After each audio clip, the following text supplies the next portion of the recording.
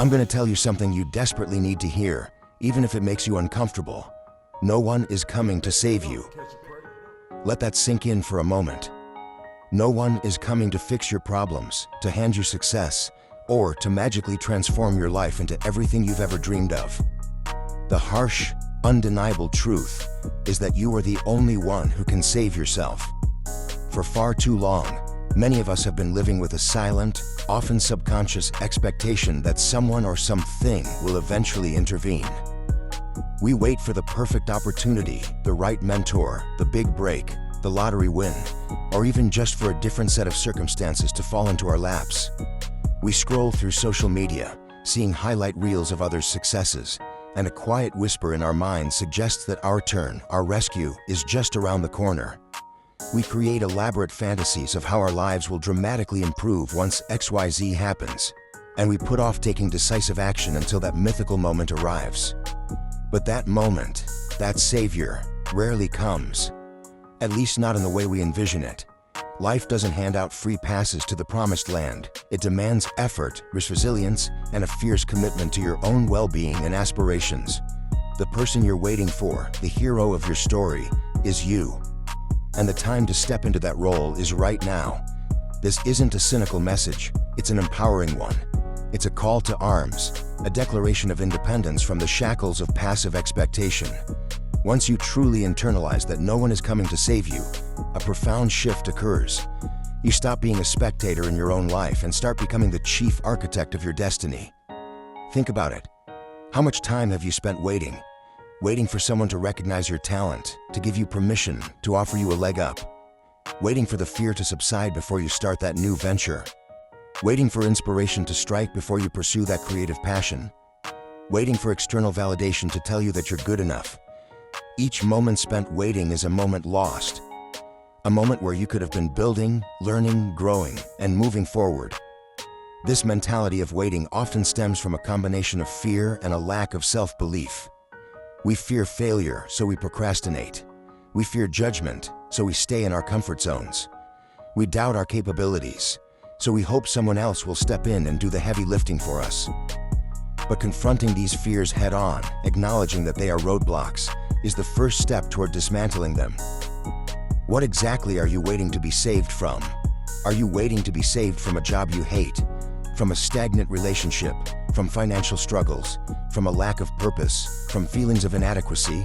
Whatever it is, the solution isn't going to materialize out of thin air. It requires conscious effort, difficult conversations, tough decisions, and often significant change. Imagine you're adrift at sea, and you're holding on to a flimsy piece of wreckage. You scan the horizon, desperate for a ship, a helicopter, any sign of rescue. But what if no one comes? What if your only hope is to start swimming, to build a makeshift raft, to conserve your energy and navigate toward distant land yourself? That's the mindset we need to adopt. We are capable of far more than we give ourselves credit for, especially when faced with the stark reality that our survival, our success, our happiness depends entirely on us. This realization can be daunting. It can feel heavy, even overwhelming, to shoulder that responsibility entirely. But it's also incredibly liberating. It means you are not at the mercy of external forces. You hold the power. You are the protagonist. You get to write the next chapter and the one after that. So, what does it mean practically to stop waiting and start saving yourself? First, it means taking radical ownership of your circumstances. While external factors certainly exist and can be challenging, focusing solely on them keeps you in a victim mentality. Instead, ask yourself, what can I do right now with the resources I have to change this situation? How can I respond differently? What steps can I take to improve my own position, regardless of what's happening around me? Second, it means embracing discomfort and overcoming inertia. Growth doesn't happen in your comfort zone. It happens when you push past your perceived limits, when you face your fears, when you try something new, even if you're not sure you'll succeed.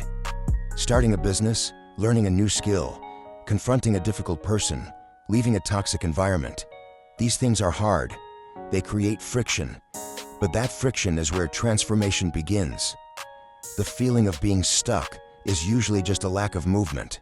Start moving. even if it's just a tiny step. Third, it requires you to define what success or happiness looks like for you, independently of anyone else's expectations. If you don't know where you're going, any road will do, and you'll constantly be looking for someone else to point the way. Take the time to genuinely reflect. What do I truly want? What kind of life do I want to build? What values do I want to live by? What impact do I want to make? Once you have that clarity, you can chart your own course. Fourth, it involves cultivating resilience. You are going to stumble. You are going to fail. You are going to face setbacks. That's not a possibility. It's a guarantee. The difference between those who succeed and those who remain stuck isn't the absence of failure, but the willingness to get back up, learn from their mistakes, and keep pushing forward. Resilience isn't about avoiding the storm. It's about learning to sail through it. Fifth, it means investing in yourself. No one is coming to educate you, to train you, to make you more effective. You have to seek out knowledge, develop new skills, and continuously refine your abilities. This could be through formal education, online courses, reading books, listening to podcasts, finding mentors, or simply experimenting and learning from experience. Your biggest asset is yourself, and self-improvement is the most powerful form of self-salvation. Sixth, it demands action, consistent and deliberate action. Ideas are cheap. Dreams are abundant. It's the execution, the daily grind, the tireless effort that separates those who achieve from those who merely hope. Don't wait for motivation to strike. Motivation often follows action. Start small, build momentum, and keep showing up, even on days when you don't feel like it. Remember, consistency beats intensity every single time. Let's be clear. This message is not about isolating yourself or rejecting help from others. There's immense value in community, mentorship, and support systems. But those relationships flourish best when you're already taking initiative, when you're a proactive force in your own life. People are more likely to invest in those who are already investing in themselves. A lifeguard isn't there to swim for you. They're there to pull you out if you get into trouble after you've tried your best. They're a safety net, not a personal chauffeur across the ocean. Think about the narratives we consume. How many movies or books feature a hero who achieves greatness by simply waiting for someone else to hand it to them? None. The hero always faces challenges, makes difficult choices, takes risks, and ultimately saves themselves or leads the way. You are the hero of your own story. It's time to start acting like it. Identify the areas in your life where you've been passively waiting. Is it your career, your health, your relationships, your personal growth? Pinpoint those areas and then honestly evaluate what you can do starting today to take control. If it's your career, stop waiting for that promotion or the perfect job to appear. Start skills upgrading, network actively, create your own opportunities, or perhaps even consider a radical career pivot. If it's your health, stop waiting for a health crisis to force you into action. Take responsibility for your diet, your exercise, your sleep, and your mental well-being right now. No one is going to force you to eat better or hit the gym. That's entirely on you. If it's your relationships, stop waiting for others to initiate, to apologize first, or to change. Be the change you want to see. Communicate openly, set boundaries, and invest in the connections that truly matter. And just as importantly, be willing to walk away from those that detract from your peace. If it's your personal growth, stop waiting for inspiration or a guru. Pick up that book, sign up for that class, start that project. The path to self-improvement is paved with intentional effort, not passive consumption. The shift in mindset required here is profound. It's moving from a reactive stance to a proactive one. It's moving from victimhood to empowerment.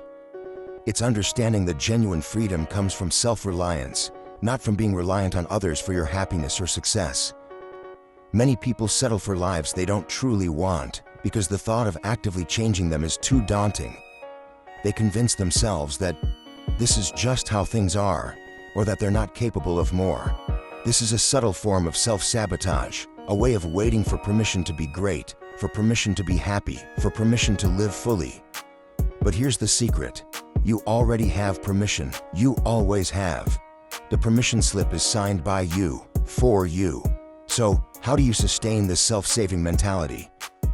Break down huge goals into tiny, manageable steps. The idea of saving yourself can feel massive. Small wins build confidence and momentum. Cultivate a growth mindset. Believe that your abilities can be developed through dedication and hard work. When you face a challenge, see it as an opportunity to learn and grow, not as an insurmountable obstacle. Surround yourself with people who uplift and inspire you, not those who reinforce your victim mentality or encourage you to stay stuck. Your environment plays a huge role in your ability to thrive. Seek out people who embody the self-reliance you aspire to. Practice self-compassion. This journey is not about perfection. There will be days when you falter, when you feel discouraged. On those days, treat yourself with the same kindness and understanding you would offer a friend. Pick yourself up, learn from the moment, and recommence your efforts. Celebrate your progress no matter how small. Acknowledging your achievements reinforces positive behaviors and fuels your motivation to keep going. The ultimate message here is one of radical self-empowerment.